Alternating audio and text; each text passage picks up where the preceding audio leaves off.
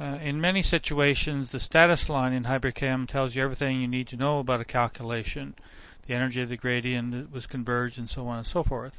In other situations, you want to have lots of numbers and stare at them on a piece of paper or something for some period of time. In this case, you want to create a log file. To start a log file, you just go up and say start log and give a name to the log file. The default name is usually chem.log, but you can name it anything you like, put it anywhere you want. The default directory here is named in file preferences. When you start a log file, you have to tell it how much information you want to put in the log file.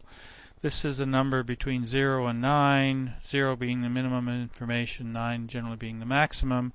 And this is the amount of information associated with various molecular mechanics calculations and or various quantum mechanical calculations such as semi-empirical, ab initio, and DFT.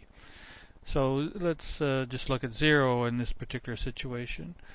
If you want to create a new log file and clobber the old information, you can do so, or you can append the new information to an old log file if you want to. So we create a log file. It asks whether you, in this case, whether you want to replace the existing file or not, and we say yes.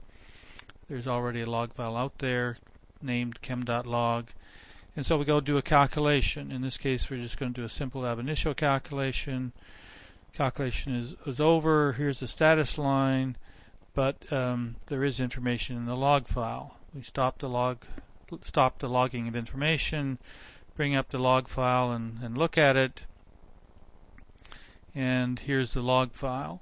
It's got the usual information about times, the iterations and the convergence, and then the final results, the various energies, and the wave function, and orbital populations, and dipole moment, quadrupole moment, and so on. So this information is in a log file if you want it. Alternatively, if you just are interested in, say, the structure, you may just want to see it on the screen and not bother whatsoever with creating a log file. A log file does slow things up a little bit because you have to put this information into the log file.